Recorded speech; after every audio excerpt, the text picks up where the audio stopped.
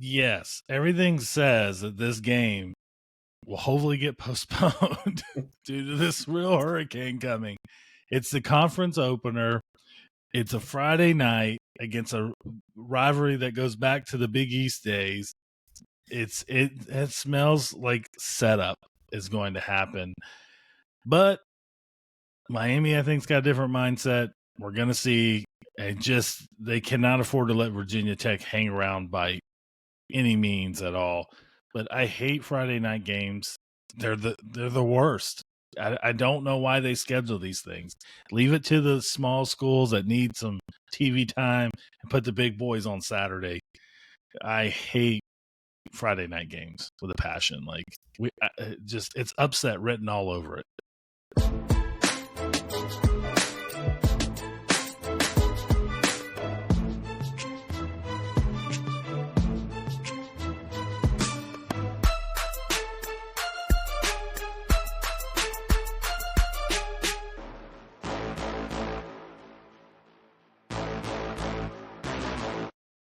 Hello, everyone, and welcome to the Beardzone Sports Talk. My name is David. I got Carlos. I got Scooter with me, and we are going to be breaking down this week's college games coming up this weekend. There's a lot of games this weekend. There's some surprising games last weekend as well, so we're going to be diving into all of that. But before we get into all of what is going to be college football this week, do us a favor, hit that subscribe button, hit that like button. That is the best way to continue to support us this college season.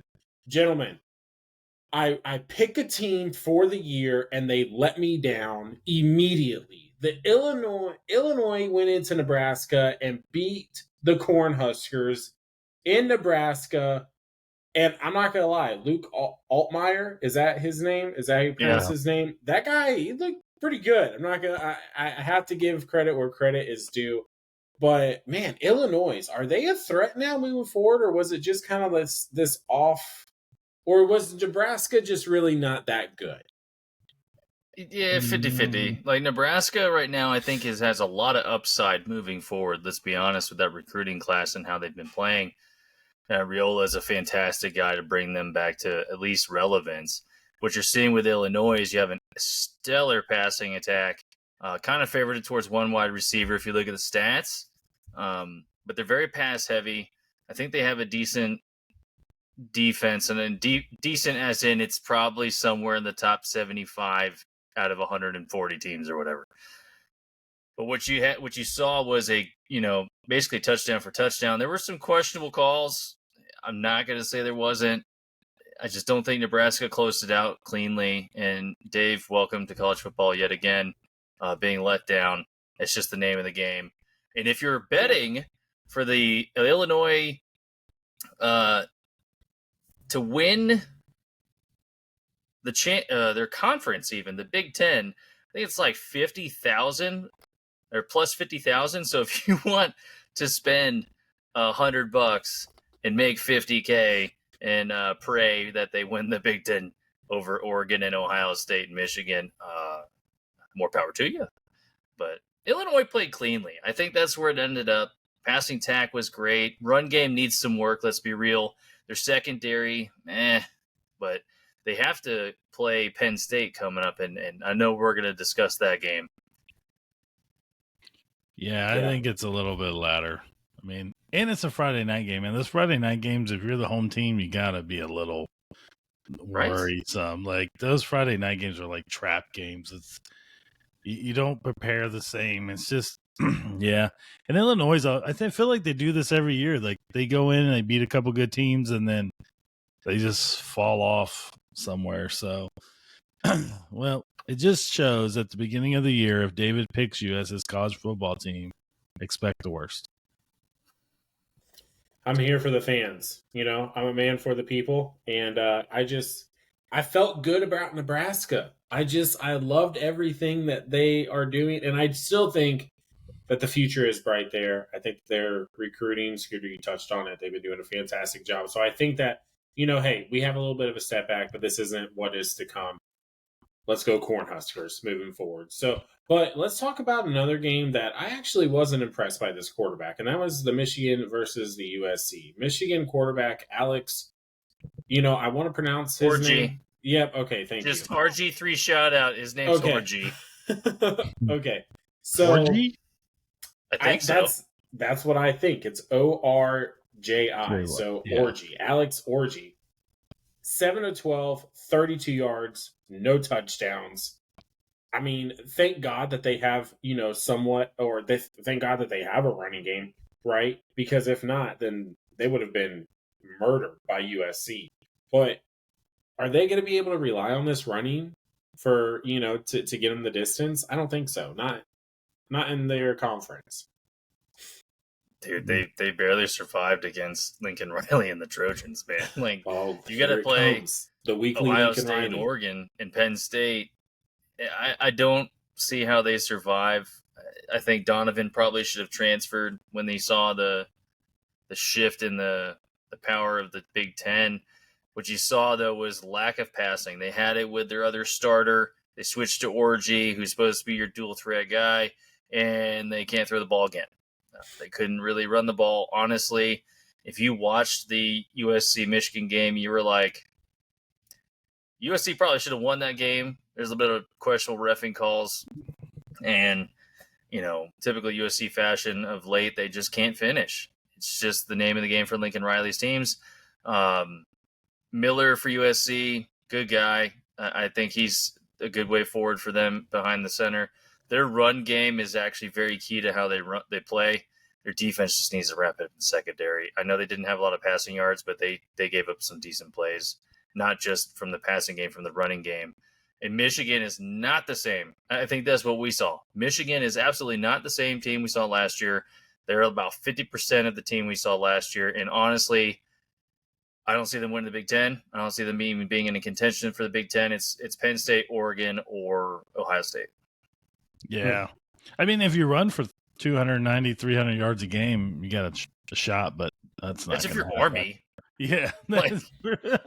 Which they're undefeated right now. So 32 yards to me is amazing that a Michigan quarterback, that's all he threw for. I mean, thank God they ran for 290 to help them in the defense. Only gave up the 3 points in the first half, because if not, they take the loss. They're going to get a couple more.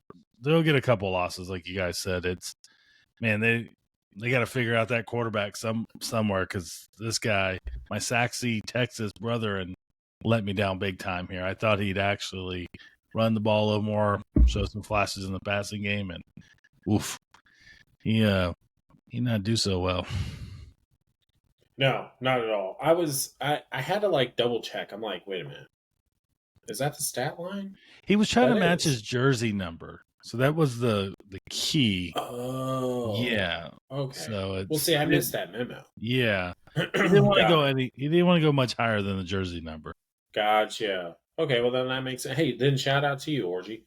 So let's go to a game that had a very interesting bet. Scooter, you brought this up in our group chat that we have for us, and BYU Kansas State. Kansas State, obviously the more favored one coming into this matchup, and they were pretty confident in their ability to beat BYU, because I'm not too sure the specific person as to who placed that bet, but he mentioned about shoving an entire burrito up his ass if BYU beat Kansas State. So Liv Moss, Yes. He's holding true. He's holding true. If you follow Twitter or Instagram, there's a picture of a burrito from this guy that I think it was Bill Snyder or something. He was a fan.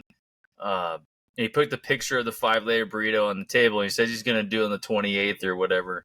So who knows? He could actually do it. Sounds kind of messy, really strange. I want to know about the FSU fan who said he'd eat a cup of dog poo and have a solo cup, and he went AWOL. At least the Kansas State fan is owning it. So BYU embarrassed them. I don't know what happened to K-State. They just absolutely floundered that. They were favored super heavy in that. If you bet for BYU in that game, you made a killing. And what we saw was defensive shutout. K-State couldn't throw the ball to save their life. They couldn't even run the ball to save their life. And BYU just said, you know what? Take the Book of Mormon and just eat it. Yeah, K-State just had too many turnovers. And because, I mean, they didn't play bad defense. It's not like BYU had a ton of yards. They only had like 250. But, yeah, that's definitely – I'm still thinking about this burrito, how this dynamic works. Is this a hard shell burrito? Because nope. It's not going to work. work. Ordered from Taco Bell, 5-layer burrito. You probably gotta wait a minute for it to harden up. It's a little mushy. That is true. Maybe this is how he like starts his OnlyFans. I don't know. Maybe like this will be his first episode. Who knows? I mean, I don't know. I don't know what other platform you can post that on. If he could get a hold of the FSU guy, and they could both do it together on the same thing, that thing would go viral. Those guys would make some money in the process now. Oh, yeah. The true question is, which one do you do if you had to do one? You doing the burrito or I guess taking a bite? I mean... What? We'll come back to that. Yeah. Neither. I don't know. Wouldn't make a bet like that. That's yeah. It's so bad. It's like you make a bet that crazy, it's gonna happen. Oh, like, yeah. Oh, if USF loses or beats Alabama or whatever, I'm like, no, man. We know the reality of it. Oh yeah. But it's funny because the reality of this game is that Kansas State, it's not like that they weren't productive on offense. I know that they had some turnovers, and I understand that they, weren't able to necessarily move the ball. But if you look at the stats, they kind of were. I mean, they ran 72 plays of offense, which is crazy. Well, they run a quick offense. It's similar to, Oregon speed and stuff like that. Yeah. But hey, I mean, shout out to BYU. No one thought that you were going to do it, obviously. And, you got the dub. I mean, 38-9. What more can you ask for? So, but let's stick with Kansas State because now let's kind of move forward. Actually, you know what? No, timeout. I'm jumping the gun. I do apologize, fellas. There was a little bit of a rivalry that happened this weekend. Let's talk about it. Let's talk about it. Because the USF Bulls faced the Miami Hurricanes here in Tampa. And We Mr. didn't face Carlos... a damn thing, dude. We faced our bench. We sucked. I will just straight up say it. USF Bulls couldn't move the damn ball like 3 yards. And you know what's crazy? We've put all this stuff into stay in the Bay or come to the Bay. Coach Golish absolutely has a good program. I'm not doubting that one bit. What I do have a doubt on is our ability to even play defense. Like offensively, we run so quick and we run all these like inside dive plays and all this play action RPO. And when it doesn't work, the defense has to show up. And we had no pressure. Cam Ward could have just made T back there and then just, throw the ball for 400 yards, which he basically did. And then, yeah, and the last part of the fourth quarter was just padding. That's all it was. But if you watch the run game, we had no pressure. We had no, DBs. Rule 1 of college football playing USF. If you throw it up, it's pass interference. Guaranteed. I don't know what it is. Ever since 2014 and on, it's just pass interference. Just accept it. We're going to take the 15 yards and move on. We just can't. We can't stay consistent in our scoring. Like, you can't just sit there and get in the red zone and kick field goals. You can't sit there and go for it on 4th and short and not get half a yard, man. Byron Brown is 240 pounds and 6'4". Just run a dive play, man. He's huge. And then he throws the ball. He's overthrown guys. His accuracy's been a little iffy. Let's be straight, But our run game, we have 15 running backs. We can't gain more than 3 yards, and you can't get a first down based on that math. Come on. Yeah. And we run at the speed of light. We ran 4 plays in 10 seconds or 15 seconds. Who does that? Slow the ball game down, man. If your offense can't score 7 points, slow the damn game down. I'm not an offensive coordinator, but I'm just watching games, and I'm an analyst, more or less, for my job. If you're looking at every single stat, all this, data, slow the damn game down. We had it in versus Alabama, and then our defense was just gassed. It was like watching the 28-3 Falcons in the Super Bowl. We were just that gassed. And then you watch the Miami game, and we just never had a leg in the game. We had it for maybe, I think, the first quarter, and it just it was a little dicey on both sides. Both teams were kind of feeling each other out, and guys were chippy. It was pretty chippy in the beginning.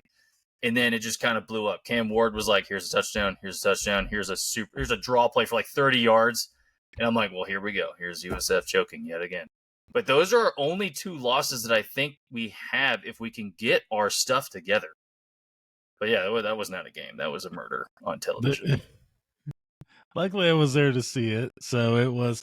Actually, in the beginning, USF wasn't doing bad, man. They had the defense on their heels, and then Miami receiver decided, to put a blemish on Cam Ward's. He got an interception where he hands it off to the Bulls. That was safety. wild. Especially, I'm looking right at it. That's happening. I'm like, what the hell? What is he doing? Why is he giving it to him? But there's actually a play where they call back, or they don't call it back. They put the Miami receiver down at the 1, and Cam goes to the line and points and yells at them, "We're going right here." More than once. Before he snaps the ball, he points. It's like, it's coming right here. Yeah. And they just run it in.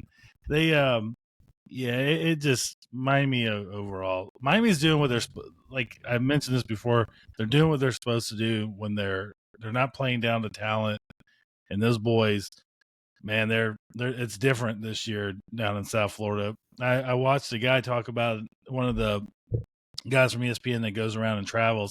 He's like, I went to Georgia and I went to Alabama, and you see these guys walking around, and you can just tell they're football players. And he's like, I went to Miami and I saw the same thing for the first time.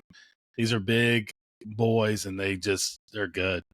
So, but it was a good game, to say the least, if you're a Miami Hurricane fan.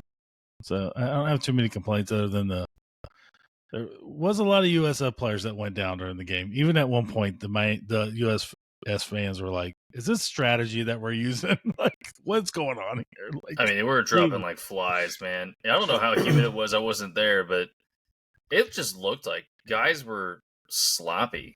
I think you hit it on the head. They were trying to, it was like a rabbit trying to race another rabbit. And the problem is, the other rabbit was faster, and trains in the same weather. Like, there was no advantage of the Florida weather for them. So they just kept pushing tempo. And I'm like, you're doing it against the wrong team. You do that against other teams. And it finally kind of bit them a little bit. And then they pissed off Cam Ward, and then that was about it. I'm telling you what, that guy is about as cool as a cucumber you can. He doesn't crack. Everything looks like he's like, I'm bored, I'll just throw it over here. I'll flip it over here. Like, it's just this guy, man. He's I'm so bored. I'm going to throw for 405 yards and 5 touchdowns. So bored. Yeah, Not like I read that stat line. No. Well, let's move on and let's actually stay on topic of Miami, because Carlos, you mentioned earlier that Friday games are kind of notorious for the trap games. And we have Miami Hurricanes going up against Virginia Tech. Now, on paper, if you look at the roster, if you look at the coaching from top to bottom, the Miami Hurricanes should absolutely walk out with a W. No worries, no questions at all. And it's down in Miami. And you have a hurricane coming through Florida that same day. So, I mean, everything is aligning to where the Miami Hurricanes should win against Virginia Tech. But is this going to be a trap game? Are you worried about that? Yes. Everything says that this game will hopefully get postponed due to this real hurricane coming. It's the conference opener. It's a Friday night against a rivalry that goes back to the Big East days. It smells like setup is going to happen. But Miami, I think, has got a different mindset. We're going to see. They cannot afford to let Virginia Tech hang around by any means at all. But I hate Friday night games. They're the worst. I don't know why they schedule these things. Leave it to the small schools that need some TV time and put the big boys on Saturday. I hate Friday night games with a passion. Like it's upset written all over it. Virginia Tech hasn't really been much since, I don't know, 07? But not like Vic has anything to do with that. Virginia Tech Miami goes way back. Like Carlos was saying, the Big East in Friday night games. If you look at the stats, it's very 50-50 on home team versus away. Rivalry games, I have to take a deeper dive into that. But in Virginia Tech, I don't know if they have it. I don't know enough of the team. I haven't seen enough in previous seasons that I could arguably say that they're better than Miami this year, given all that Mario Cristobal has done. For the O-line's just immaculate. He's fantastic. I know he's an O-line based coach. He's the front seven versus the D-line. And then you got your tight end who's like 40 years old playing in college football, catching and still getting injured. He sat out a couple plays. But your wide receiver core, I can't remember who it was. But he said he's like, I don't know if there's a better wide receiver core currently in the NCAA. And I was like, I could probably go agree with that. Minus Alabama's like random 17-year-old, Ryan Williams. The kid's a freak, but Yes. But you look at Miami's. If Cam Ward's airing it out, it's 40 points. It's like a guaranteed 35. So it's not. I don't know if we're at the early or late 90s, early 2000s Miami where we're, running the table on people and scoring more touchdowns on defense than offense. But I don't think Virginia Tech's really much of a threat for you guys. I really don't. I mean, from the tape, at least so far this season, which we've seen everything go back and forth, but I just don't think the way Miami's running right now, I don't see Virginia Tech standing a chance, regardless if it's a Friday night game or not. Yeah. I like Cam Ward, though, man. I like him a lot. Carlos, I liked him last year. He was a Heisman candidate last year. No, for sure. But, Carlos, you're right. With the way that he plays, he's just always calm. Like there's never a moment too big for this guy. I don't think he takes any moment for granted. And even in the first half of that USF game, I mean, it was 22-15, I think, going into half, and then they just came out and they just wiped the table with him, and so it just. I understand your concern with the Friday night game, right? But I don't think it's going to be too much of a trap game. One game, though, that I am looking at right now this week is two teams coming off of losses. So we have the Oklahoma State coming off of a loss against Utah. And then, of course, Kansas State coming off against their big upset loss against BYU. They play each other. And does this kind of feel like a game where both teams are wanting this win because they really can't afford another loss if they want to keep their playoff hopes going? Yeah. Whoever loses absolutely out of the playoffs for sure, any kind of pitcher. I'm actually going to go with Oklahoma State on this one. I just like them because they air the ball out. I'm a fan of the passing game, so I think they'll go into Kansas State and they'll get the win in there. But you never know. Maybe Kansas State get a little chip. Well, they should both have a chip on the shoulder. They're playing right now is their playoffs essentially. If they have any chance of actually getting in the playoff picture, so we'll see. I think Oklahoma State gets them. They just throw the ball way too well. It's a high-powered offense, and I got to root for them because my high school football coach was a quarterback from Oklahoma State. Shout out to Mr. Middlebrooks, and so I'm gonna be rooting for those guys. Dude, OK State, you said airing it out. They actually run the ball very well. I mean, very, very well. It's more of like a power zone from like a spread perspective. And then K-State, dude, if that freshman quarterback can't freaking hit somebody, he looked incredibly defeated against BYU. And we could potentially see the Big 12 championship just residing in Utah, whether it's BYU or, Utah. But you still got UCF in the mix. Kansas is a joke. So when you look at defeated early too. Yeah. Like it was almost from the get-go where he was like, oh, okay. Oh, it was like first half, dude. It was like Yeah. he was super sloppy. There was no O-line. And that's where I would argue that OK State has the edge is the O-line versus the D-line. K-State got exposed. That O-line looked like Swiss cheese. It was like it was really bad. And if that they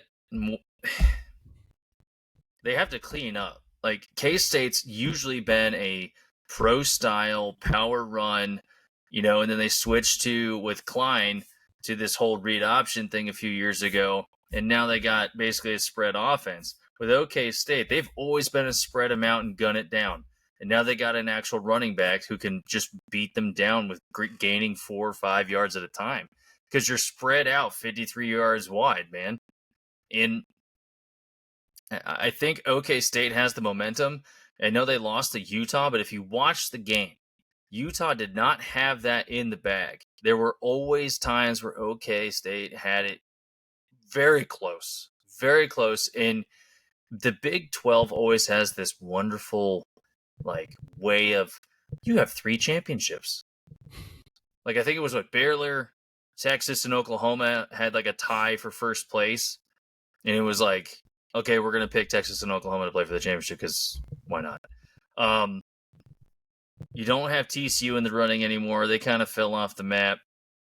But if you looked at stats, you looked at tape, you look at execution, you look at how they play. Mike Gundy is I don't know how he's still rocking a mullet this in 2024, but he's kept the culture of OK State very original, right? He's never changed. He's always been the guy to speak his mind, whether ESPN likes it or not, whether the NCAA likes it or not. The Big 12 was okay, you got Texas and Oklahoma. You still got Texas Tech, Oklahoma State, Baylor, and he just started labeling off all these teams and all these historical wins and stuff. I don't know how OK State doesn't win this game unless they get exposed from their defense, because their defense has some pretty questionable defensive schemes in the secondary that if K-State gets, 2-3 second blocks, they might edge this out. And I know Floyce is K-State, whatever. But I think Oklahoma State takes this one. Yeah, I'm with you on there. I think that they're just going to be able to put up, just outscore Kansas State. I mean, obviously, which that's the recipe. That's the goal, right? So, but yeah, no, I like Oklahoma State in this one as well. Let's move on to a game that I don't think anybody has this as the game of the week, because we're going to get to the game of the week coming up here at the end of the episode. But this is, in my opinion, the game of the week, because I think both of these teams are hot right now. And it was a team that we just mentioned earlier, and that's Illinois versus Penn State. Illinois is going into another hostile environment, in Penn State. Completely different ball game now versus, Nebraska, right? Penn State is definitely a better program, much more hostile environment. But Illinois, man, they look good. They looked really good. They played sound football. They've been playing sound football. This is going to be a big challenge for them. And, yeah, as much as I like Penn State and especially that defense, man, I wouldn't be surprised if Illinois pulls off the upset this week, though. I mean, you could be right. It's a tough one because, man, I don't know. You'd hate to think that they could roll into Penn State and then win this game. But if you look at them, they're a slightly better offensive team. Penn State's a little bit better on defense, so it's really just the matchups of strength versus strength here. And let's see what. Man, I don't know if Illinois can go in there and pull this off, but man, I don't know, but yeah, I don't think so. I think Penn State at home, it's just the crowd and everything. It's just going to be too much for them, and it's just a different style of player that they have. The size and everything is going to be, I think, a little too much for them. I don't think they beat Nebraska. If they're playing Nebraska 2 years from now, when they have some recruiting done at that school, that's a different ball game. But you've got Penn State, who's been bringing in big boys after big boys, big names for years. It's going to be a tough win for them. Like, yeah, I'm pretty sure Penn State's going to walk away with this thing. Not walk away. I think it'll be a good game for a little bit, but I think Penn State takes this win.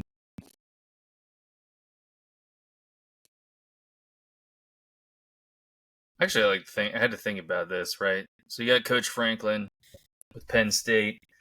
You've had historically 9-win, 10-win seasons, but they haven't been able to close out the Big Ten in a very long time because Ohio State, Michigan got it.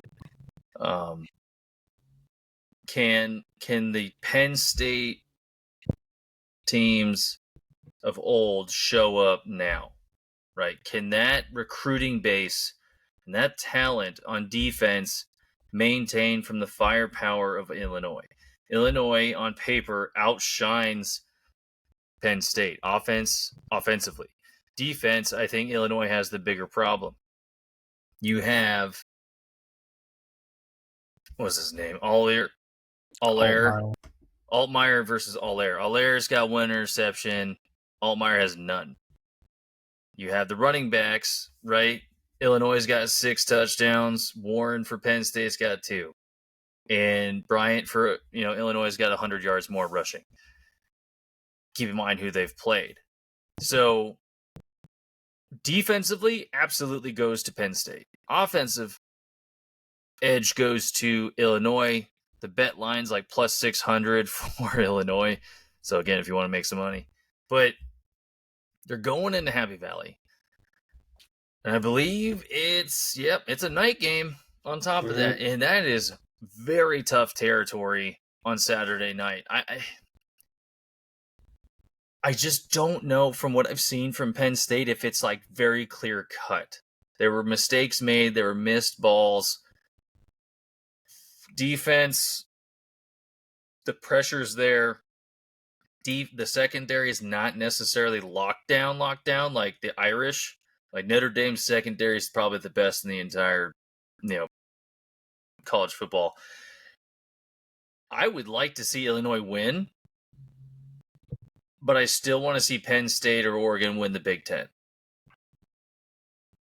Just because it's a different face. I don't think the Illini for Illinois don't have... I just don't think they have it. Like, the long term. I think they can ride the high right now, but they can't come in thinking that they're going to win. Dude, Happy Valley is a completely different ballgame. It's like 110,000 people just packed in there screaming the entire time. Yeah. I've been there, and when you come up on that stadium, it's like rolling up on the Roman Coliseum. It is insanely huge. Like, it's bigger than Ray J. Like, it's ridiculous how big that stadium is. It's just, I remember rolling up to that thing and being like, holy crap. This consistently 100,000 people in that stadium every time. Yeah, it's ridiculous, the size of that place. The only, I guess, pro is that it's not the whiteout game, right? Because that's November 9th against Washington. But I saw Saturday night and at Penn State, and I'm like, oh, dang, is this the whiteout game? Because that's a whole nother level of energy, excitement, and everything else like that. So it's definitely going to be a tough battle for Illinois, but I'm rooting for them. They beat my Cornhuskers last week, so I gotta root for them. So but you have to stay loyal, man. I'm staying loyal. Although my mom is from Illinois, so I could. We'll see if they beat Penn State. Maybe I go with the family. The family. But anyway, let's go to what the game of the week really is. Right, the game of the week is Georgia versus Alabama. You got number 2 Georgia Bulldogs going up against number 4 Alabama. And Alabama, everyone, well, maybe not everyone, but a lot of people, there was a big question mark on what Alabama is going to look like now that Nick Saban is gone, right? Now that he is out of there, the recruiting looks different, the coaching looks different, the entire way that this program is run looks different. How are they going to respond? And so far, they've responded fantastic. They're number 4 in the nation. But now they're going up against a big boy who, granted, had a little bit of a tough time, a couple weeks ago, but still ended up pulling out the win. But I still think that the Georgia Bulldogs are going to be able to handle the Alabama Roll Tide. Actually, Georgia's the underdog according to Vegas. Because they're playing in Bama, man. Like, they're playing in Tuscaloosa. You want to talk about a shrine? Go drive in Alabama from Tuscaloosa to Auburn, and there's nothing. Okay? You drive into Tuscaloosa, and it's like the red carpet to Bryant-Denny Stadium. And it's just like, oh. Like, of course they got it. Of course they're the favorite. On top of that, ESPN just slobs the knob of Alabama, Notre Dame, and every year, and I hate it. I hate it so much. Ohio State, Alabama, and Notre Dame, if they all lost this week, I'd be like, you know what, this is a good week of football. Like, but we can't. I'm sure we can't have that. Bama. Jalen Do you Milroe, really think that Georgia is going to be? Do you really believe that Georgia is the underdog here? Absolutely not. Absolutely not. I think so. Here's the thing: coaching wise, if you watch the past 7 years or so of SEC football, who do you have in the championship? Georgia and Bama. This might as well just be a rivalry at this point for who's going to take the SEC. Now that Texas is in, it kind of throws a curveball, but you have and Tennessee somewhere in there. But if you look at it on paper, recruiting-wise, they're basically equal. You look at it defensive-wise, they're both playing very well. Offensive-wise, it's kind of more Bama. But, Jalen Milroe has a very good deep ball right now. He's reading defenses a little bit better. He does have a little hiccup on some reads from the RPO side because I think he rushes his reads. Carson Beck is supposed to be the top passer in this draft coming up, but what we saw with the Kentucky game was he kind of had a few hiccups, right? I think this comes down to a defensive battle at the end of the day. How do you stop Jalen Milroe on the ground and force him to make those hard throws? Because Georgia's secondary is fantastic. I think it probably, outside of Notre Dame, they're probably the second best in the nation. But look at it from a coaching standpoint. Kirby Smart's only lost once or twice in the past 3 years? It's insane. And he had a 27 or 29 game win streak. And then you look at Dorr for Alabama, I think he's about the same when he took over head coaching 2 or 3 years ago. He's only lost 3 games. So this is a true test of actual coaching against A-plus schools, man. This is recruiting. This is championships. This is legacy, especially on the Bama side. And Kirby Smart has to win. That is the name of the game. It's hard enough to go undefeated in college, let alone the SEC, and you got Bama this early. I think the Bulldogs take it, but it's not going to be a blowout. I can't see. I don't know what the spread is right now, but it can't be much. It's 2 points. Jeez. Yeah, over under is 48.5, so they're expecting a defensive game. Yeah.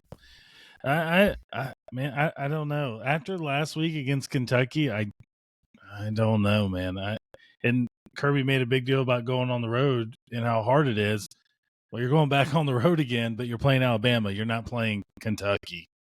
If that was a basketball game last week, that's different. But I don't know. I'm not a big fan of Milroe. I just, every time I see him, he makes boneheaded throws. I feel like he's just throwing in, and the receivers make good plays for him. I just don't see a lot. I'm not a fan of him, but man, I wouldn't know what to do if I had $100. I wouldn't know where to put this money right now. I'd had to put it for Georgia because they're, it's Georgia, and I feel like their defense is better than Alabama's, but Bama's at home. NTN Jr. now he's got a game under his belt. He'll have a second game for Georgia, so that'll help them out. But man, Alabama seems to be firing on all cylinders. Man, they're putting up points. The defense is playing well. I mean, other than the USF game, which was close for three and a quarter quarters, man, they've been doing work. So, and you pressure Jalen, it gets bad. That's USF the thing exposed that hard. Yeah, that's the thing with him. He is not calm under pressure for sure. He will make a boneheaded throw. And I think that's where Georgia can thrive in this game, is putting pressure on him. They've got some good pass rushers. So I'm going to go Georgia with the squeaker here. Like, I feel like they'll get that pressure. Milroe makes stupid throws. He's done it before. But hopefully they don't prove me wrong here. But, yeah, I'll go with Georgia on this one. I just think bounce back game. Last week they got their scare, and they'll be back, So I feel like Georgia's got this one. Yeah. Yeah, I'm going to take Georgia this week as well. So, but let us know down there in the comments who you have this week. What games are you looking forward to the most this weekend? We still got a lot of college football left, man. We are just getting started. It is just, we're getting to the later part of September, but we're not even in the best stretch of football yet. So we still got a lot more games to go.